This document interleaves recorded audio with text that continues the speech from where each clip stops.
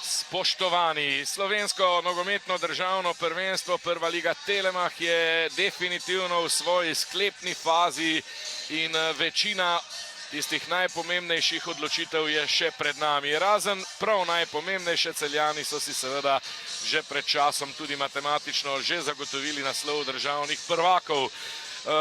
Prva tekma 34. kroga je na sporedu v ljubljanskih Stožicah.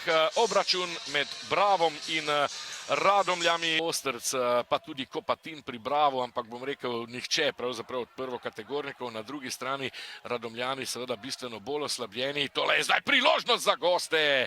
Na koncu vendarle brez zaključnega strela. Da so se Radomljani tule brez težav obranili. Bravo je doma, Mlinar je premagal enkrat samkrat. V 34. krogu prejšnje sezone je bilo 4-0. Dvakrat Poplatnik ter po enkrat Pečar in Ivanšek. Tole je bila zdaj priložnost za Bristriča. Tole so zdaj izgubili žogo domači. Pogačar, Jelen, Jojič. Odpira se zdaj nekaj več prostora v protinapadu za Mlinarje. Dvojna podaja Jojič, Pogačar, Jojič proti Ikeni. Ikena pred gol, Likar je odbil priložnost in gol. Andrej Pogačar, vodstvo Mlinarje v Stožicah.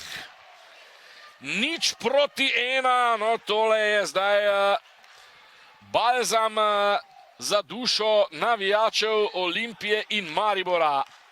Andrej Pogačar s svojim tretjim golom v sezoni v 26. minuti pelje v vodstvo gostujoče Mlinarje.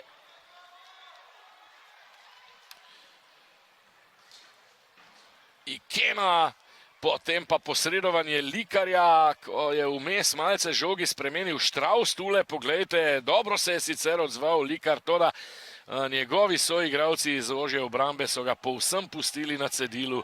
Pogačar je pričakal.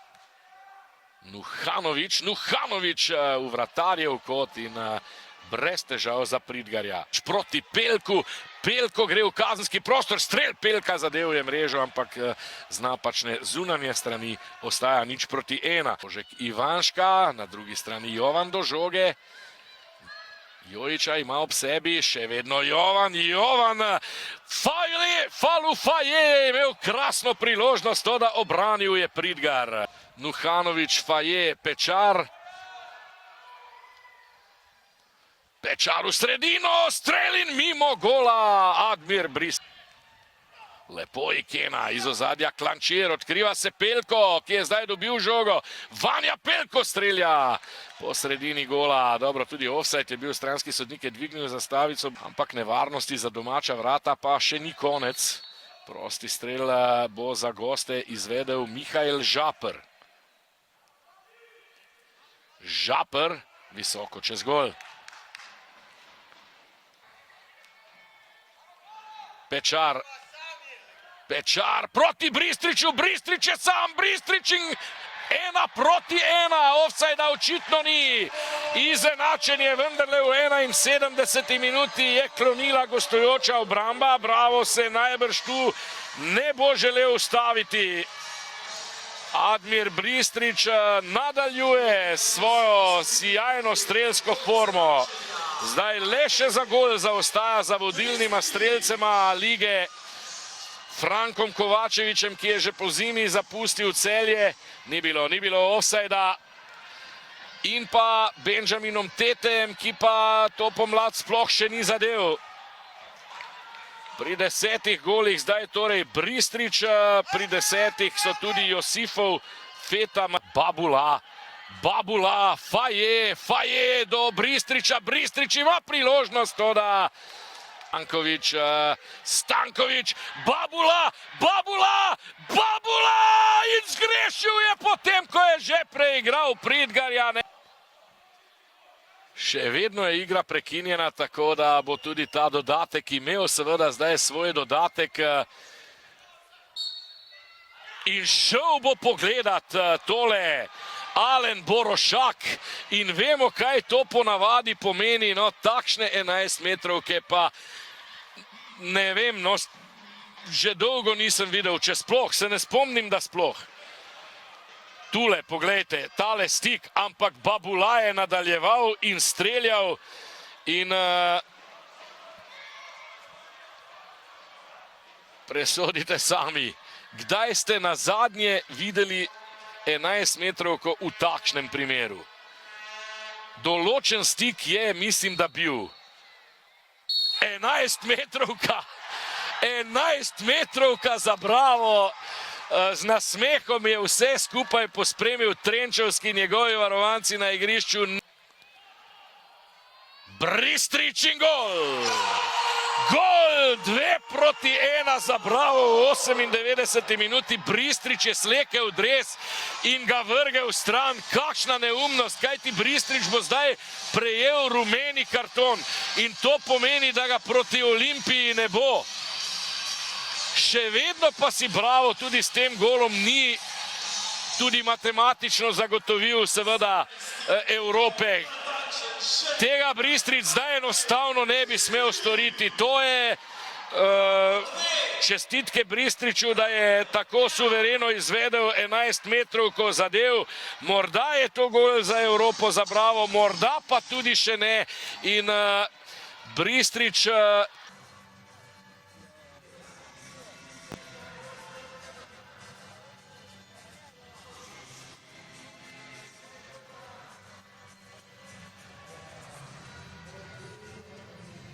Enej Klamfer, takole tekma proti Bravo se ni šla po vaših željah. Večino tekme bi lahko dejali enakovreden boj.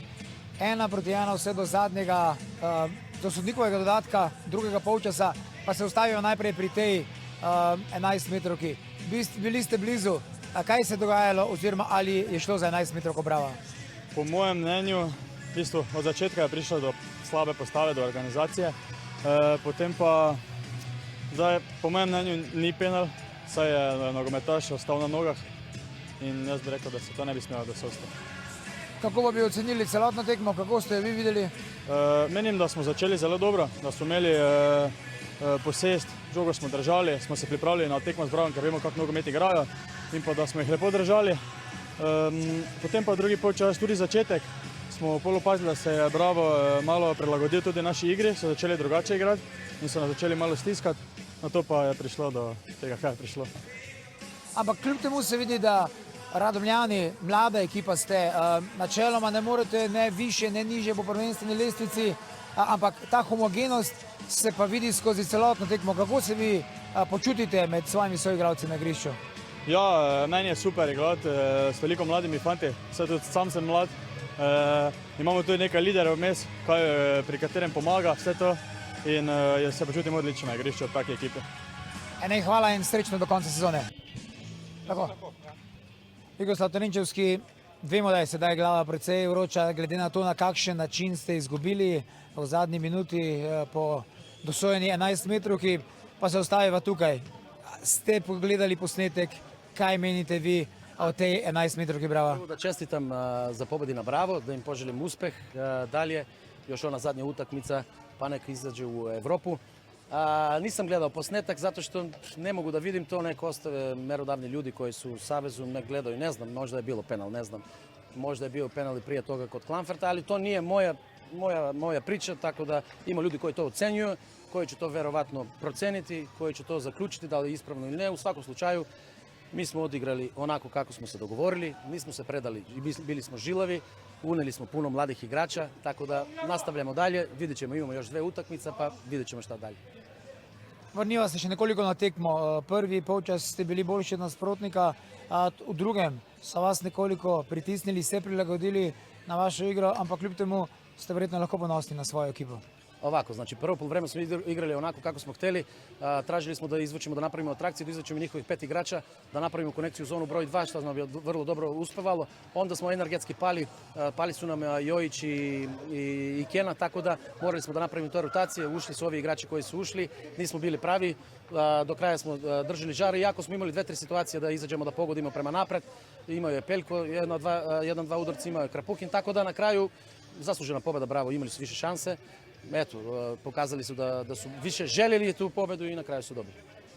A verjetno vas ta tekma, kakorkoli se je zaključila, vas ne bo potrla, potovkla, ne bo ekipa na naslednjih 2 tekmah manj samozavestna?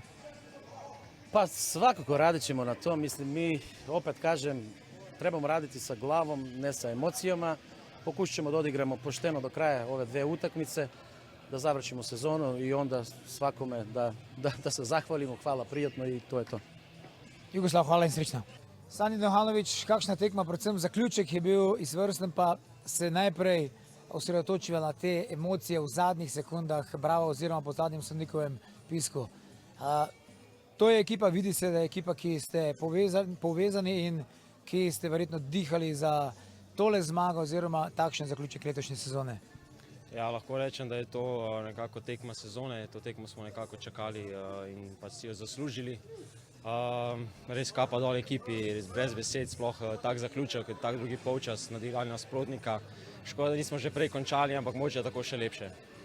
Ja, se v prvem polčasu ni bil Bravo na tistem nivoju kot recimo prvi polčas proti Celju, a tudi zaostajali ste. Kako ste vi videli to rast ekipe skozi celotno tekmo? Ja, zagotovo štart tekmo ni bil najboljši, sploh po vretnem zadetku je bilo težko. Potem po garderobi smo si povedali nekaj v obraz, iskreno, če bomo igrali tako, kot smo igrali na prejšnjih tekmah, bomo zagotovo tekmo obrnili, kar se je tudi pokazalo v drugem polčasu. Zdaj ste zelo blizu 3. mestu, ki vodi v Evropo. Imate tedne dni premora zaradi neigranja tekma proti Domžalam, pa potem Olimpija, ki je vaš, lahko rečemo, dober gost. Kako preživeti ta čas do zadnje tekme v tej sezoni? Zagotovo niso počitnice, treba bo delati, se nadejamo ugodnega rezultata danes zvečer, ampak ne glede na to, tekma proti Olimpiji je neka dodatna motivacija za nadgraditev te sezone, da končamo v lepem spominu in gremo na zmago. Sandi, hvala in čestitke še enkrat. Aleš Arnolj, izjemna energija oziroma veliko emocij smo videli na koncu tele tekme z vaše klopi. Vsi praktično ste stekli skoraj na polovico igrišča. To verjetno dokazuje, kako močno ste si želeli tele zmage in na koncu tudi dosegli. Kako ste vi videli ta del? Tako, absolutno. Lejte, mi nismo skrivali tudi pred tekmo, da danes smo si želeli zmagati, da vemo, da samo zmaga nas še drži v tem pogledu žive. Kot sem vam povedal prej, nekaj novega je za nas, pritisk, ki si ga nalagamo. Jaz sem vesel, da si ga nalagamo. Kot smo rekli nekaj časa nazaj, sneli smo rokavice in se želimo steps športno do konca sezone in poskušati osvojiti 3. mesto in iti v Evropo. In vsa vložena energija, predvsem v drugem polčasu, veliko priložnosti, veliko situacij za zadetek, predvsem pa to vztrajanje do zadnjih minut se je obrestovalo in na koncu zaslužena zmaga. Nasprotna ekipa ni bila zadovoljna z sodniško odločitvijo. Verjetno zdaj takoj po tekmi težko analizirati povsem natančno, ker nismo povsem videli, kaj se je zgodilo. Kakšne informacije imate vi? Jaz lahko povem, kaj sem videl v živo, pa kaj sem videl potem na hitro, na posnetku, ampak to je res na hitro. V živo sem videl, da je pač igralec ušel na branilcu, ob tem pa je bil problem, da je prišlo do stika in zaradi tega stika ni uspel zaključiti na gol. Naš občutek je bil, da bi z lahkoto zabil, če ne bi do tega prišlo.